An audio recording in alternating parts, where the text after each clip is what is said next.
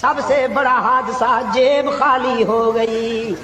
اب یہ بوڑھا انسان ساری زندگی بغاوت میں گزارنے والا جب ساری کائنات سے مایوس ہوتا ہے تو پھر آنسو کی برسات میں میرے در پہ آتا ہے کہ تنگ دستی کے جو عالم میں گھبراتا ہوں، پر درے غیر پہ جاتے ہوئے شرماتا ہوں۔ ہاتھ پھیلانے میں محتاج کو غیرت کیسی، شرم اتنی ہے کہ بندہ تیرا کہلاتا ہوں۔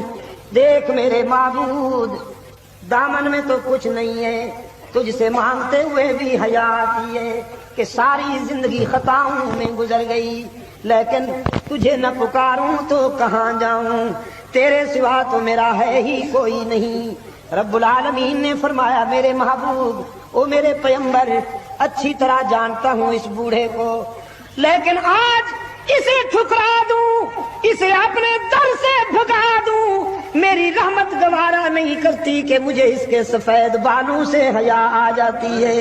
تانا بھی نہیں دیتا، معاف کر دیتا ہے۔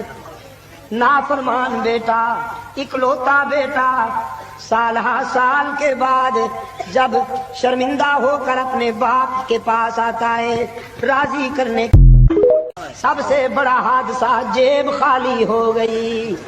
اب یہ بوڑھا انسان ساری زندگی بغاوت میں گزارنے والا جب ساری کائنات سے مایوس ہوتا ہے تو پھر آنسو کی برسات میں میرے در پہ آتا ہے کہ تنگ دستی کے جو عالم میں گھبراتا ہوں، پر درے غیر پہ جاتے ہوئے شرماتا ہوں۔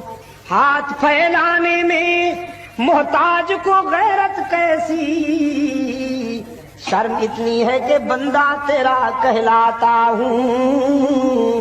دیکھ میرے معبود، دامن میں تو کچھ نہیں ہے، تجھ سے مانگتے ہوئے بھی حیا آتی ہے کہ ساری زندگی خطاؤں میں گزر گئی، لیکن تجھے نہ پکاروں تو کہاں جاؤں، تیرے سوا تو میرا ہے ہی کوئی نہیں۔ رب العالمین نے فرمایا میرے محبوب، او میرے پیغمبر، اچھی طرح جانتا ہوں اس بوڑھے کو، لیکن آج اسے ٹھکرا دوں، اسے اپنے در سے بھگا دوں، میری رحمت گوارا نہیں کرتی کہ مجھے اس کے سفید بالوں سے حیا آ جاتی ہے۔